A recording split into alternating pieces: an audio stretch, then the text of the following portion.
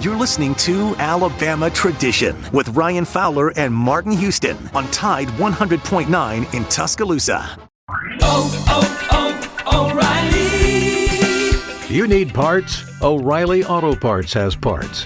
Need them fast? We've got fast. No matter what you need, we have thousands of professional parts people doing their part to make sure you have it. Product availability. Just one part that makes O'Reilly stand apart. The professional parts people. O'Reilly Auto Parts. Championships. 27 SEC titles. 131 first-team All-Americans. 70 postseason appearances. 39 postseason victories. This is Alabama football. And this is Alabama Tradition with Martin Houston and Ryan Fowler on Tide 100.9 and streaming on the Tide 100.9 app.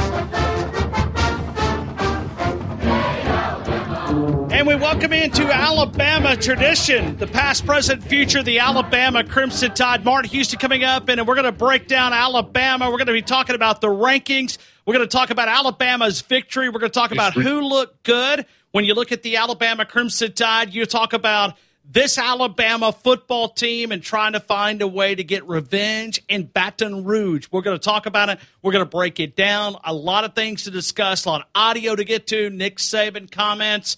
When you look at this Alabama team, and even Nick Saban kind of stepping in to the revenge part of the conversation. So we'll get a lot of things. We are also looking at some breaking news that will tie right back to football in a roundabout way. When you look at the CDC reducing the guidelines just a couple of minutes ago down from 10 days to 7, we'll talk about how that may impact the college football playoff, folks, and a lot more. We'll get that conversation going. And a lot more as we'll get things into the conversation. Alabama Tradition, we cover it every single Tuesday, and we'll have the rankings coming up in just a couple of minutes. But, Martin, we'll start with a conversation here. When you look at Alabama and you look at this Alabama football team getting the job done, 42-13, led by a great performance from the offensive side of the football. Nick Saban not on the sidelines, but I don't think you could have never been able to tell with the Alabama's performance inside Bryant-Denny Stadium. Absolutely. It was a great game for the Alabama Crimson Tide, and they were able to go out, Ryan, and take care of the business without there being any apparent issues or lag time in terms of the lag time. In terms of just the response, the way the offense executed, the way the defense executed. And I actually spoke to someone that spoke to Mr. Golding, and he felt a little less pressured, Ryan. So, and I think we saw that in the way he executed on Saturday in terms of the play calling. I think the players responded. Don't get me wrong, still want Nick Saban back out there on Saturday, though. But I think it was good for Pete Golding and the team, and maybe even us as Alabama fans to realize there could be life after Saban. Well, and it may create more life for Nick Saban in Tuscaloosa, because if he's sitting there at home, because 2020 has been a trying year for a lot of us, right? I mean, so many different circumstances. Listen, we're thankful we're in the month of December. People that are listening to the show, we're all alive, which is a great thing, right? I mean, we're talking football. That's another great thing. And, you know, as bad as the first 11 months have been, maybe the month of December is going to be extra good. But if you look at Nick Saban, you go back and you talk about the shutdown time back in the quarantine. I think Nick Saban's probably learned a lot about, and it's either encouraged him, you know what, I can slow down, I can enjoy it, I can step away from the game, or it's going to create this, there's no way, because it was a test. Most people don't get those tests as a college coach. He's got a couple of tests now, and I'm sure that if you think about it, you'll look at Nick Saban, you'll say, man, there's no way that he can pull this off. Yeah, but yet again, Nick Saban never ceases to amaze me or amaze us as the followers of the Crimson Tide, Ryan. He seems to always be a step ahead, and despite the fact that COVID is an unknown disease, we're in the midst of a pandemic.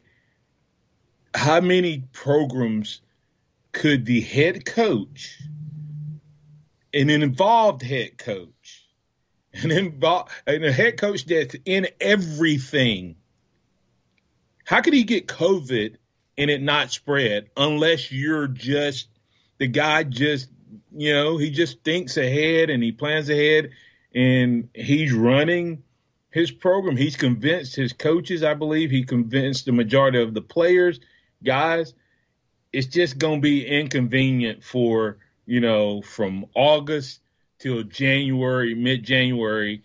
And if you're willing to do that, we can go out and win a national championship. If you're not, leave the program kind of thing. Because how many programs could have had a head coach, and the head coach is the only one that was out that week? Well, and it kind of confirms, I've called Alabama football this well-oiled machine. When you look at Alabama, when you look at, when you go through, I point out restaurants that do it well. When you go in, it's like from the moment someone greets you at the table or as you walk in the door to the minute you leave and someone says as you're departing the restaurant, it's Alabama. I mean, there's nothing, even things like this, you're identifying that they do things what they need to be able to do. They do things, being able to accomplish just what Alabama's been able to do. And I think when you back up a couple of minutes, you look at, a very simple saying inside the building. Do your job. Do your job. And it sounds so simple, but do your job. Do your job.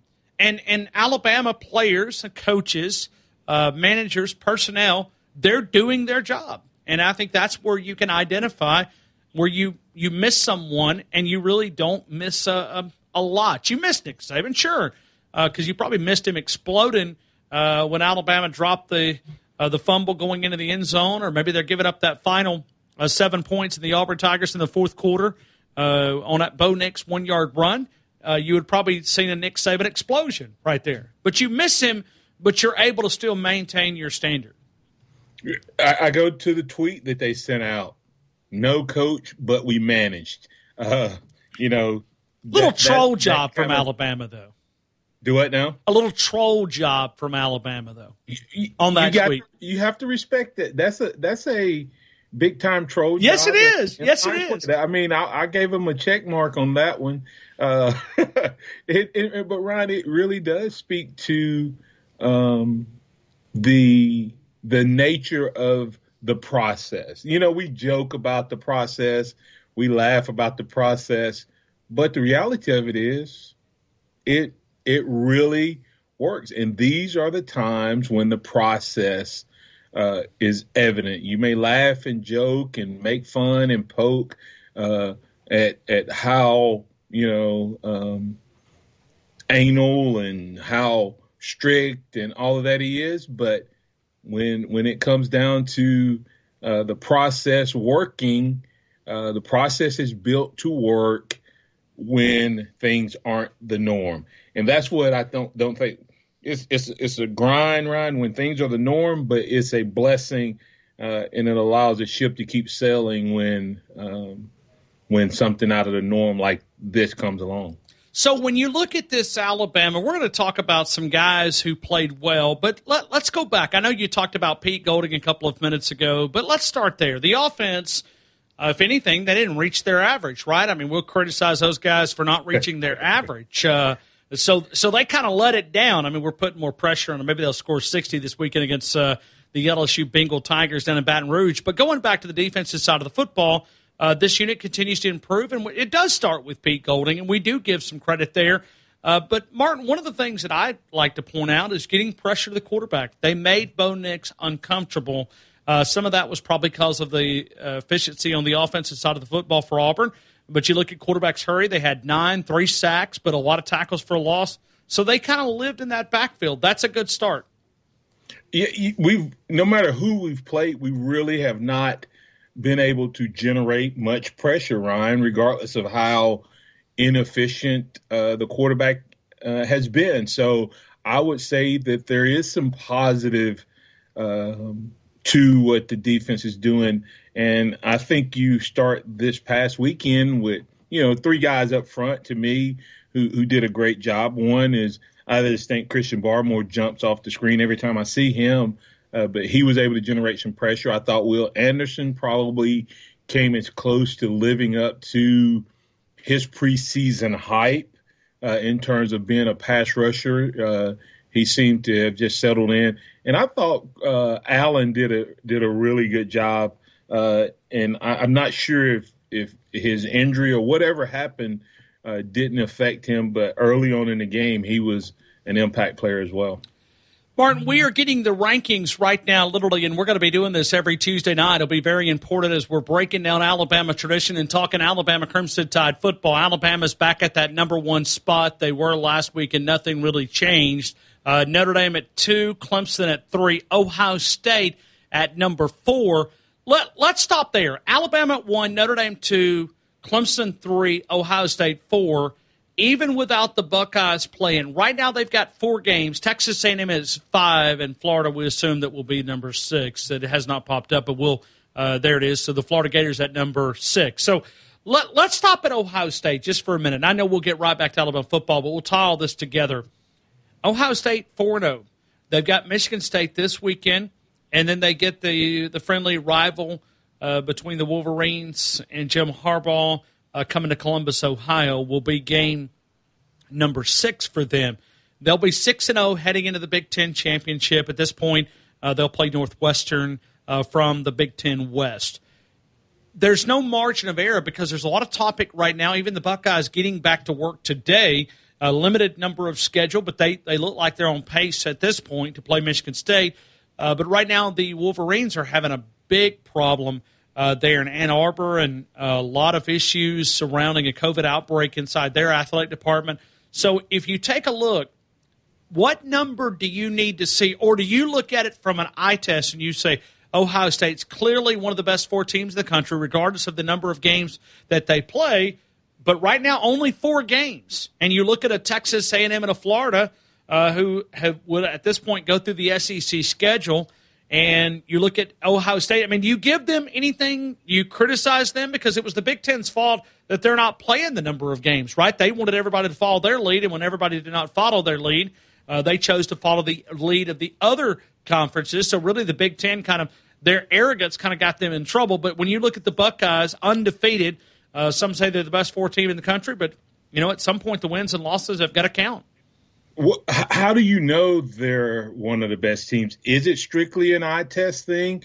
Right? How many times did we see Kevin Sumlin at this point 5-0, 6-0, and we would say this is the year that Texas A&M gets it going, and then they would play Alabama, one team, and then they would be at best down the stretch they'd be 50-50 ball for the rest of the season. Now, is Ohio State a talented team? Yes. Is LSU a talented team? Yes.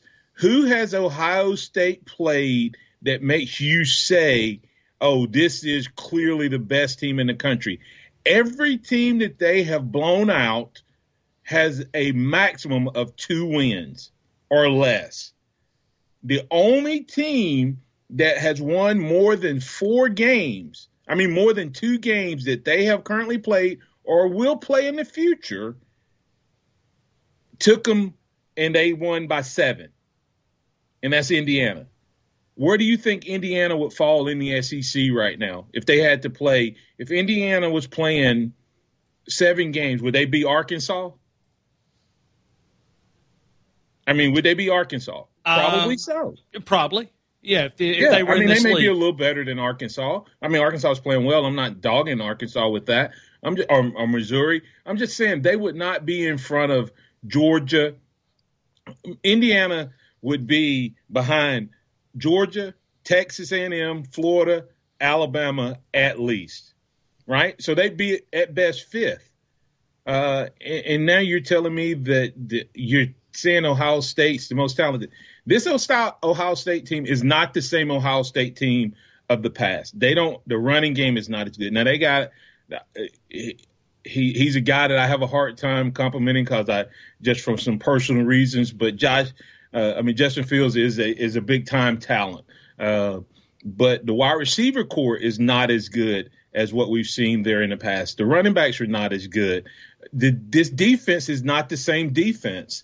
And the one time that they faced a good, decent team, they gave up 35 points. So I'm not ready to say that a 4-5 and 6-0 Ohio State team should be in. If that's the case, Ryan, why do we care if everybody dumps their schedule with also-rans and play 8 conference games? Why have we dogged teams year in and year out that have played 8 conference games a year, and we dog them for the other 4? If we're going to say Ohio State, well, hey, you only have to play 6 conference games, and we're going to say you're equivalent to the best team in the country. If you can make a judgment off of 6 conference games or 7 conference games, why do the other 4 matter? If you beat the other 4 and you beat your conference games, it shouldn't matter about strength of schedule. It should be just conference-based. So a lot of things to talk about, a lot of things to debate, and we'll talk about the different revenge tour of Alabama 2020. It's Alabama tradition. That's Martin Houston. I'm Ryan Fowler. We're going to break down more Alabama Crimson Tide football. We'll set the stage for this Alabama-LSU game and a lot more when we continue more Alabama tradition, the past, present, and future of the Alabama Crimson Tide. Southern Ale House, 1530 McFarland Boulevard. Southern food at its best. Daily lunch and dinner specials, plus that great menu that includes that Southern cuisine. Maybe the bacon wrapped meatloaf. Maybe the fish and taters. Maybe the great chicken breast that they serve. All the great appetizers. You'll find a great sandwich like the pickle burger, the Ale House burger, the yard bird, and so much more. Great desserts. Let those guys be a part of your week. We're talking about lunch and dinner options. Southern Ale House, 1530 McFarland Boulevard. Catering as well. Go see Cal, Justin, Brad, Brett, and all the friendly staff at Southern Ale House, 1530 McFarland Boulevard. Get 15% off a set of BrakeMess Select, Select Pro, or Import Direct brake pads and 2 rotors now at O'Reilly Auto Parts. O'Reilly Auto Parts.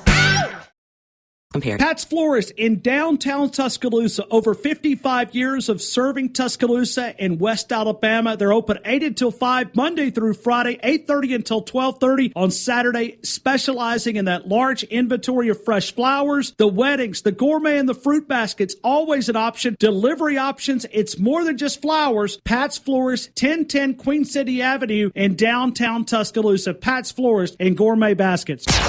Tide 100.9 WTID-FM. The station in Tuscaloosa for ESPN Radio. Your home for Alabama sports. Tide 100.9 and streaming on the Tide 100.9 app. You are listening to Alabama Tradition with Martin Houston and Ryan Fowler. Your connection to Tuscaloosa and the University of Alabama athletics on Tide 100.9 and streaming on the Tide 100.9 app.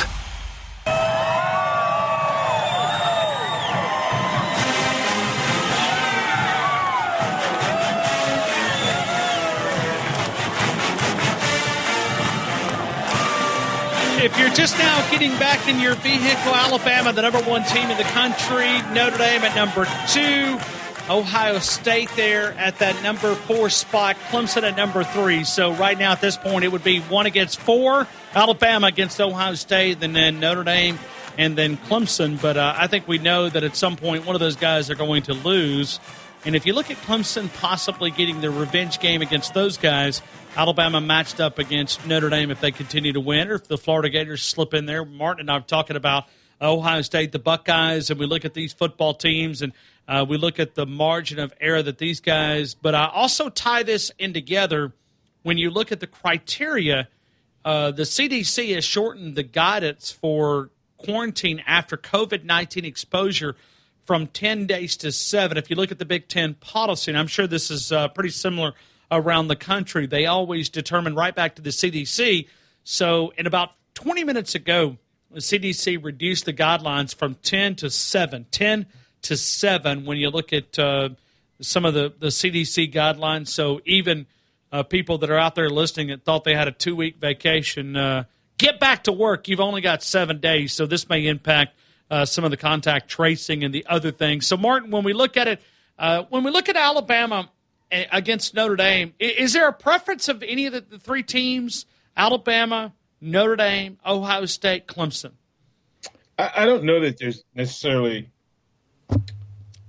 a preference there, but, I made that whole statement about you don't want Ohio State to be number 4 because of the fact that they haven't played enough games.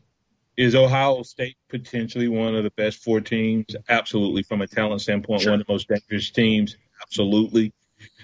So I really don't have a preference over those, because if you pick Notre Dame, you're probably picking them because you think they're the easiest one. If you pick Clemson or Ohio State, you're probably going to get a pretty good football team. So I think this Alabama team is prepared to take on either one of those 3 teams because of the balance that they have. All right, but let's tie it back together because we're looking at a team with LSU, and according to some tweets out there, I know Kirk Herbstreit kind of addressed that as well. But when you look at teams that are backing up, and let's just take for an example, you look at Ohio State and the Michigan Wolverines. All right, Jim Harbaugh has not won a game against Ohio State. Really, Michigan has not won a game. I think it's like 1 out of 16, 17 years when you look at the Buckeyes. But the Buckeyes need the Michigan Wolverines to do the correct thing because they need that game. But you see players that are opting out. I mean, this is a way that you could kind of, you may not win on the field, but you can win off the field. And if you look at a lot of the question that you and I talked about 3 or 4 weeks ago, what's the motivation to do the right thing for these teams that are out of it at this point? And you have to ask that question, what is the motivation? What is the motivation for players or coaches? Yeah, you could say pride, but we're seeing a lot of players right now opt out all over college football, and we're not even in a bowl season. These are just teams that cannot even get through the part, and they're using COVID as more of an excuse to me. Because if COVID was your concern, it would have been your concern 3 weeks ago. It would have been your concern 6 weeks ago. Instead, it's become an easy rebuttal for these teams. But I don't buy it. I'm not buying that these players are opting out because of COVID concerns. Exposure from 10 days to 7. Yeah, I totally agree, Ryan. Culturally, we have created an environment that makes the opting out easy, even if there wasn't a COVID, but COVID on top of the fact that we have kind of we've created a culture that, hey, you don't have to finish. And some people say, well, they're opting out and that's their right. Absolutely, that's their right. I just think it's a slippery slope with the opting out. And even the fact, Ryan, that you and I have had the conversation or are having the conversation right now that it's not beyond possible that Michigan would do something to opt out of playing Ohio State just to keep Ohio State from getting to the championship game, the conference championship game, because they have to play, if I'm not mistaken, they have to play at least 6 games. And to me, that just speaks to where we are culturally. Here's a question I have for you, Brian, back to the college football playoffs. The SEC championship has a standard, right? You have to play within 2, if I'm not mistaken, of the average games played, correct? Okay. I think that's what it is. No, I think you're correct. Yes. The Big Ten has a standard. You have to play, 6 games. What's the standard for making the college football playoffs? What's their standard? But see, this was the problem back with the college football committee. I thought, when they came out and they said, well, we're just going to wait to November to let it play out. At that point, you needed the Big Five, the people, and even the Group of Five, because there's some teams right now, when you look at Cincinnati, they're at number 7. I don't know if they could play their way in. I guess if everybody had a collapse and they would be sitting there. But to me, it should have been something that was stated earlier where they could set this criteria, because it's kind of like a moving goalpost right now at this point, because the committee and the group of college football playoff group decided not to add anything to this. So they should have set the criteria and said, hey, you got to play a minimum. Because, see, I'm not even sure, because right now we've all backed down our standard right now on Ohio State. We're saying, okay, if they play 2 more games regular season and then the Big Ten championship, then we give them that wiggle room at 7. I don't know if 7's enough. I don't, but I don't think my rejection or my rebuttal or my dissension is going to matter. I do not think that they should be in at 7 when everybody else getting in right now are sitting at 9, 10. Going to be 11 games. Well, look at a team like Alabama, Martin. They'll play 10 games, and look at the back-to-back pressure. Do you think that, let's say if Alabama played Ohio State, if it stays right now, Alabama would be matched up against Ohio State. If you look at the Buckeyes, how fresh will that team be compared to Alabama, who would have went through the SEC, went through an additional game in the SEC championship game, and then 9 days later they'll be playing in an actual semifinal game for the college football playoffs? To me, there is an unfair advantage in their 12th game. If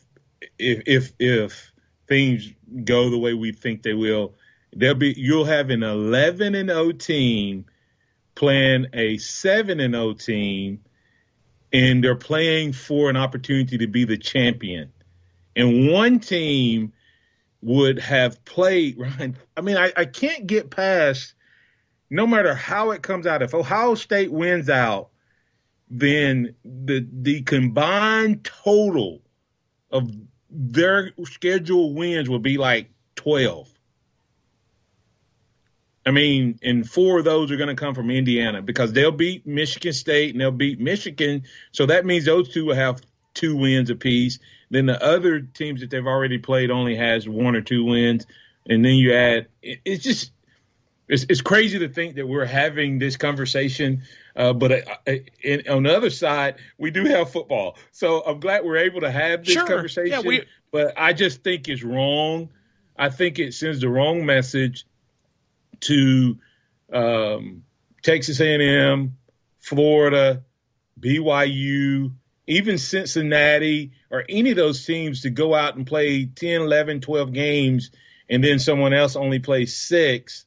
And the strength of schedule would be dead last. Dead last. Great point. And then you're going to say, but they're great. How do you know that? How many times, Ryan, has Alabama got to 11-0 and lost to a Auburn team that had 3 losses or 2 losses? Saban 8-9 win Auburn teams have given fits that we've lost in that game. It's not the 6-0s and the 7-0s that you celebrate. It's the ones who are able to go through a season. And it matters every week when you play physically on your body. And you just hit a great point. Alabama will play almost as many games to get to the championship as Ohio State will play all year. Alabama still has that many games left to win the championship. Well, and if you look at it from a standpoint, and listen, we've had some bye weeks because some of the different situations. But if you back up and you take let's say that Florida upsets Alabama in the SEC championship game, I don't think they've had an off week since like September. So at that point, they would be playing. Let me double check that, but I don't think Florida's had an off week since the LSU game was postponed, because I think I'm right on this, but I can go back and double check. But it was October the 17th is the last time that they had an off week. Let me ask you this, Ryan: if Florida beats Alabama, you have 2 10-1 and potentially a 9-1 Texas A&M, and you have a 7-0 Ohio State. Oh, Mark, you don't think they would do it, do you? You mean to tell me you think that they would drop Alabama out at 10-1 and put a 7-0 Ohio State in? That's what we're talking about. That's the potential. Or they're going to keep a 9-1 Texas A&M out with only a loss to Alabama if they were to run it. And a team that would have beat the runner-up in the SEC. So you look at Texas A&M, they have a quality win. So I know they didn't play great against LSU, but there's just so many different scenarios. It's just and it really what it does is it helps us identify, when you look at this college football selection committee, they don't make a lot of the stuff. Yeah, they make some of it public, but really the metrics that they use to come up with a formula. In other words, you're given the metrics, you're given all this analytics, but everything is overridden if you just simply go by eyeball tests. So if you're on that committee, you're like, well, I mean, I appreciate the data, but no thanks. I think Ohio State's #1 team. Well, at the end of the day, you could have that opinion. And so that's where we need some universal. But it's hard to base that when you have conferences playing this number of games. And it's not just 2020. It's in the typical year where they have different criteria made up that make up, and you have to select those 4 teams. So it's not universal, which really identifies, do we need more of a college football commissioner standpoint? Is there need to be some more unification? Because I think one thing 2020 has taught us, that these leagues are nowhere near on the same page, because the day that they were supposed to have the meeting in the morning, they were not honest with one another. And the Big Ten tried to jump the gun and go out and say, hey, we're done. And pretty much they wanted the rest of the other 4 to go with them. And they had a meeting the morning of. There was no discussion of this. Right. And that's what bothers me, Ryan. We got Curtis Moore, who's listening in from Florida on Facebook, and he said, but we knew that the Big Ten was going to have less games than everyone else when the Big Ten opted back in to play a season. We knew it from the jump, Martin. I'd say let it ride, even if Ohio State 7-0. It is what it is. No, what we said was, if they get all of their games in, then it's okay. I never felt like a 6-game regular season champion should be playing in the college football playoffs. What we said is, if they're able to get all of their games in, then you're making a comparison between 9 games and 11 games versus and 10 games and 11 games versus 6 or 7 versus 11 or 12. And that's where the problem is. But here's my question that I guess is going to be out there, Ryan, is what about all the other teams that didn't opt out, went through the grind, paid the price, even though their league, hey, that's the consequence to the league, because this in a year when the money is down, making it to the college football playoff is a big deal for these conferences. And you should not reward the conference who tried to hijack college football. That's what they did. Great Everybody point. showed them Excellent you're not the big dog, and we're not going to follow your lead. And now we're going to reward them. Here's my point. If Ohio State gets in at 7-0,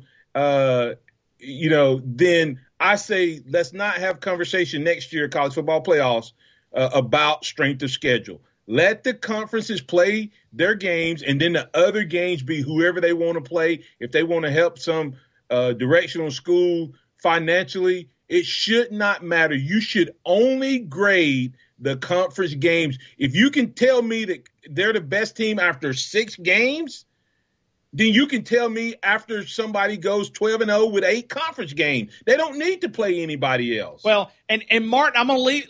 Let's go to break, but I'm going to tell you why that these teams will get in here regardless, because it goes back to TV. Remember, the same reason why ESPN, which owns a lot of these bowl games, you don't even have to have a win total to qualify for a bowl game. They pretty much said they'll accept anybody. That they will accept anybody. And ESPN right now, off a bad financial year, is looking at Ohio State versus Alabama, Notre Dame versus Clemson, or we can flip those and look at the ratings. That would be mega dollars, because you would have major blue bloods. And I don't know if you want to put Clemson as a blue blood. They have been in the last 10 years. But that would bring tons of cash to the college football side of this, and that's what they're all looking at, because they look at beyond that. Texas A&M or Florida would not be as attractive as putting the other team. So that they will adjust this, and that's what we talked about earlier in the moving goalpost that's been in college football playoffs. Yeah, and I agree with that sentiment.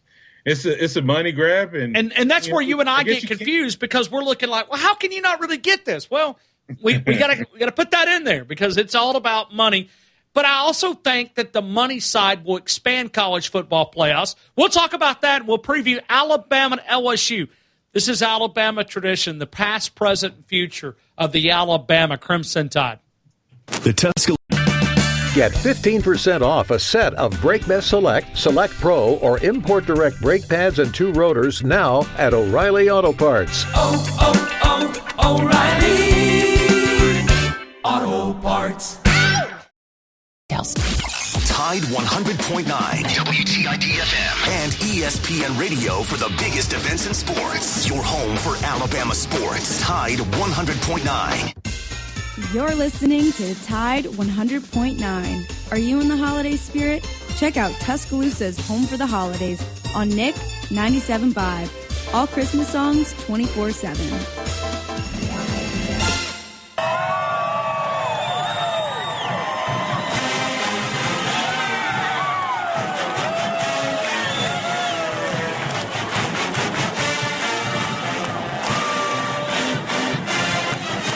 Alabama's the number 1 team according to the College Football Selection Committee for the second week. We talk about week 2 of the college football rankings. Notre Dame at that number 2 spot. Clemson number 3. Ohio State there. Texas A&M and Florida.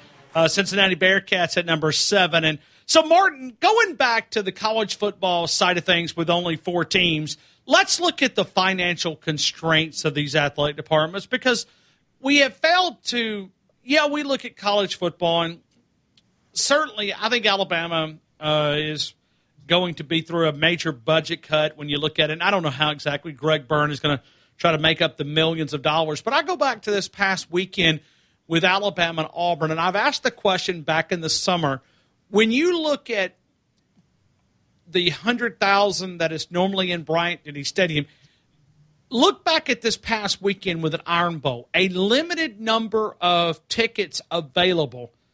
Martin, we could have bought Auburn, Alabama tickets for face value.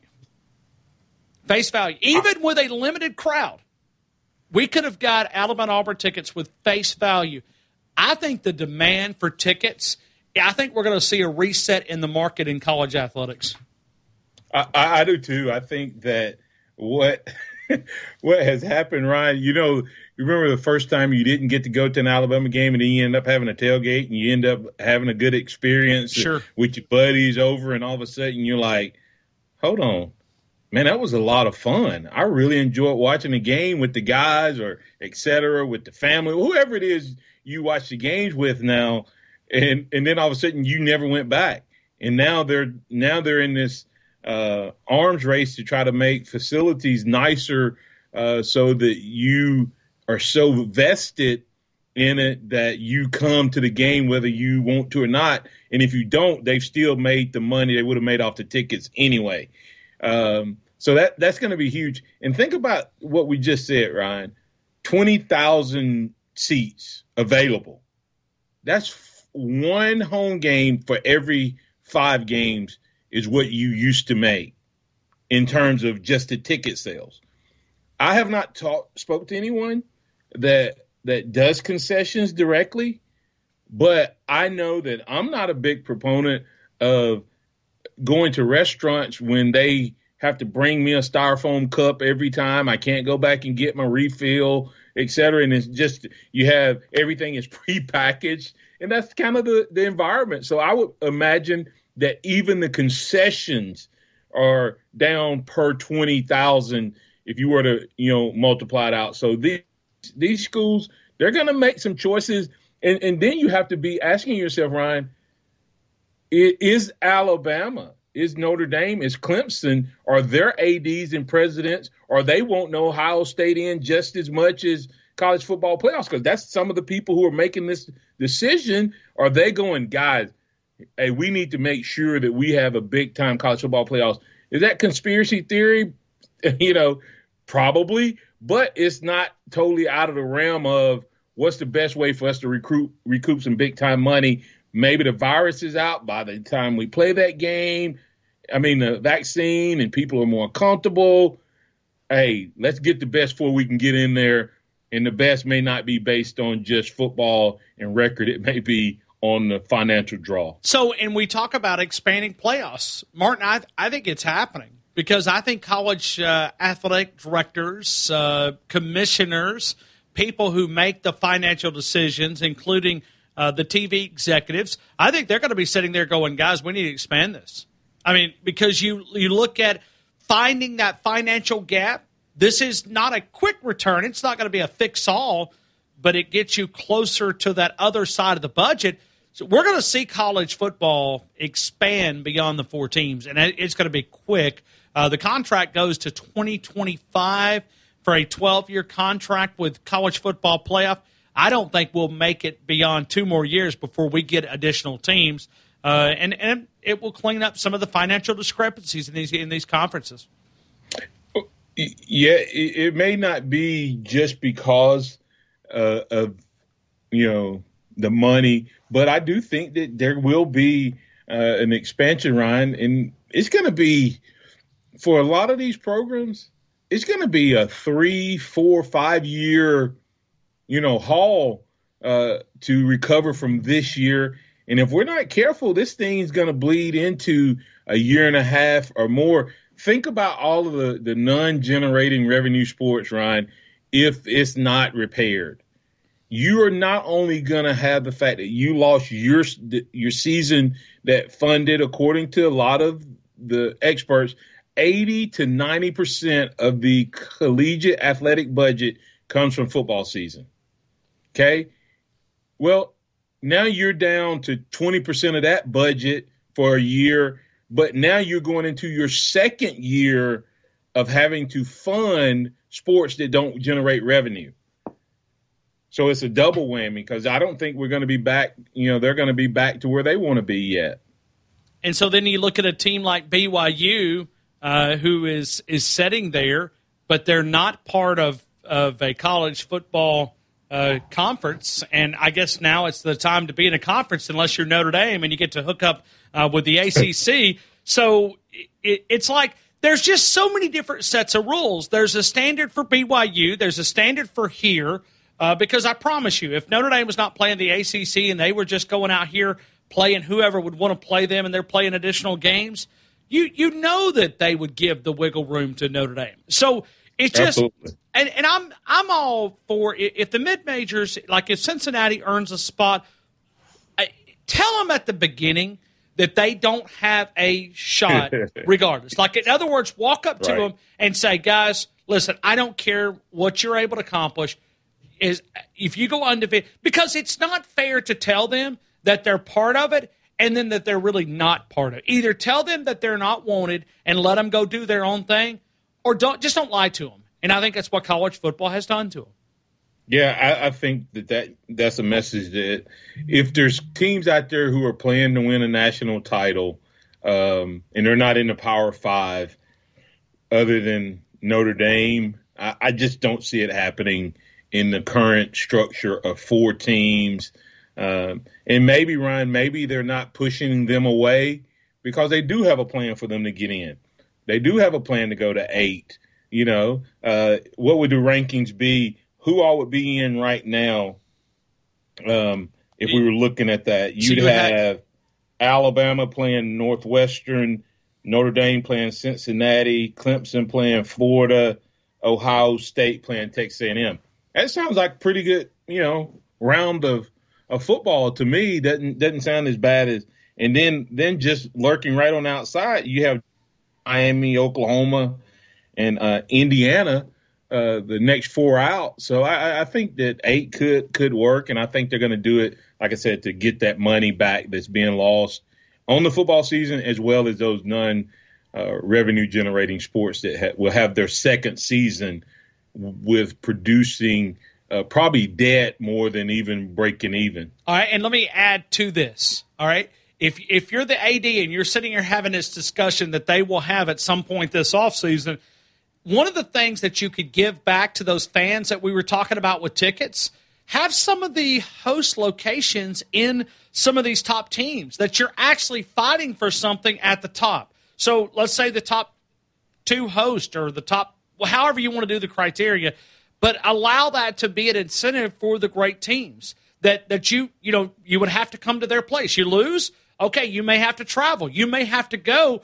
Well, for one, it would more season or value on the regular season and the championship, the conference championship, but it would also have an incentive for those fans to have season tickets. You would add that incentive. So Coach Stallings has said multiple times he would like to see some of this because it just puts so much constraint on the fans, especially when you look at 2020 of going here. You go to the Sugar Bowl, you go to the Rose Bowl, then you turn around and have to go back just a certain number of days later back to Miami. I think we've noticed that a couple of years ago in Santa Clara. You had to turn around and go from Miami to Santa Clara in just a short amount of time.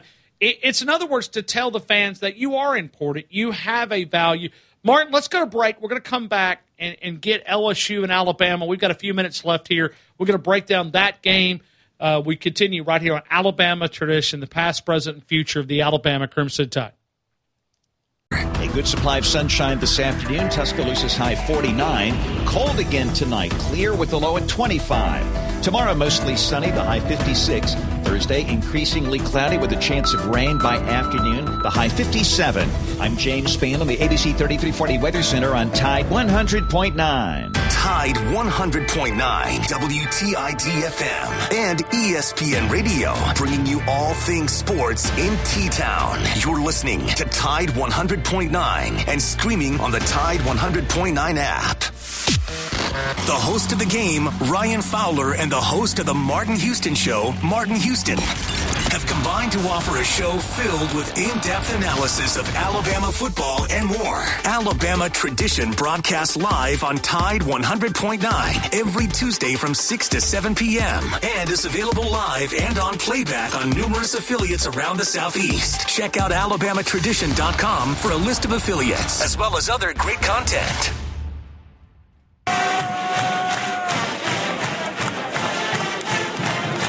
All right, so we go back to Alabama Tradition, the past, present, future of the Alabama Crimson Tide, Alabama LSU. And Martin, we talk about revenge factor. For one, do you believe in the revenge factor when you look at Alabama and LSU? Well, I think that revenge can have a role, Ryan. I think if you need revenge to get up for this type of game, then, it's not going to make a difference. But if you're already up for the game and it gives you that little bit of extra motivation or incentive, then it can't be a bad thing. Wanting to, I guess it could be a bad thing if you get so caught up in revenge that you don't do your job and you get over aggressive. But as far as it motivating you in your preparation to make sure that you beat your guy, and you're more prepared. You watch a little bit more film because you don't – all of those things, yes, I believe in the revenge factor. But ultimately, Ryan, you want all the revenge you want. Northridge got beat in the playoffs, and we could want revenge on Saraland, and then we could get hype, but it would only get us probably out of the first drive. So, but it would get us out of the first drive probably. Well, you said it. Preparation is probably where it pays off the most. Absolutely. So when you look at this Alabama team, Vegas opened it up at 25. The public has bet the line up to 29.5. Now, that's as of our recording right here on Alabama Tradition. When you look at moving beyond that, 29.5, to me that number just seems – I could see where Alabama would cover it, but I also could see where Alabama could get in that second half with the game, the first drive in the second half, and you start resting some of your guys, knowing that what we've talked about with fatigue, because Nick Saban pointed this out a couple of weeks ago, it's not just the games, it's that these guys have been practicing pretty much the full length of the schedule. So they've been preparing, even though, the game started in September, they were preparing back in August. So you take that in the physical toll, and we'll see if that pays off for Nick Saban and trying to find a way to maybe get some reps and for your backups and some rest for your starters. Yeah, I agree. I think that Alabama could easily run away with this game, but also at the same time think it could be not a trap game in the sense that Alabama is going to get beat, but that Alabama jumps out on them, takes care, makes them look bad, and then, as you say, begin to rest. But I also think the other could happen, Ryan. I think that there was some freshmen and some recruits that were told they were stupid for choosing Alabama over LSU last year. So those guys may get in and they may be as hyped about playing against LSU and kind of do what we did, the last against Kentucky, where the offense still had some pep to it. And I could see us getting Bryce Young. And I would get Bryce Young some actual reps throwing the ball more than a couple times. Absolutely. And worked offense, because we're one hit from him having to be the guy, and we have not seen a lot of him. So I would not be surprised if this game doesn't represent that for Bryce Young. Going to be a lot of fun, that trip to Baton Rouge, Alabama going down and taking on Coach O. And it's more than just a 3.5-hour game. These guys have a recruiting map that overlaps. Alabama has made a living in the state of Louisiana. And so Nick Saban, with all those connections down in the Bayou State, that's probably – because you could look at Coach O, and when you look at Dave Aranda and Brady no longer there – right now, it's kind of hard to buy stock that Coach O did it on himself, and without those two pieces of the puzzle, this may go from the penthouse to the outhouse in just a few months. Yeah, he's definitely on his way to his seat getting warm. He's going to have to. Next year is his test season. I think COVID. Remember, I told you a couple of weeks ago, everybody's response when they get evaluated or someone says something, hey, I would have been a champion, but COVID. I would have, said yes, but COVID. I think Coach O is going to get a but COVID season. But next year, if it looks a lot like this, then it's going to definitely look like someone said lightning in a bottle, Ryan. So I came up with what LSU stands for. Lightning struck us. So that's what LSU stands for. But I think Alabama takes care of business, man. And one day, let's get into the debate, because you wonder if there's enough quality coaches to go around, because some of these coaches are going to be on the hot seat, but it's like, okay, you put them on the hot seat. What does that really mean? Because is there really enough coaches to go around?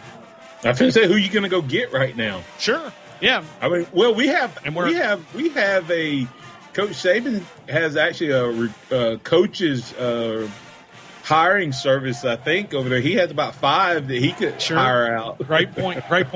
That's Martin Houston. This is Alabama Tradition. Joe Gaither. We will talk to you next time right here on Alabama Tradition, the past, present, and future of the Alabama Crimson Tide.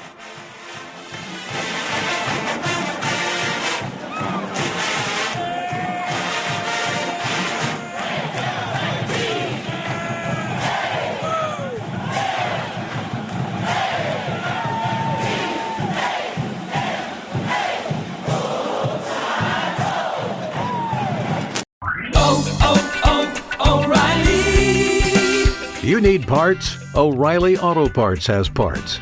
Need them fast? We've got fast. No matter what you need, we have thousands of professional parts people doing their part to make sure you have it. Product availability. Just one part that makes O'Reilly stand apart. The professional parts people.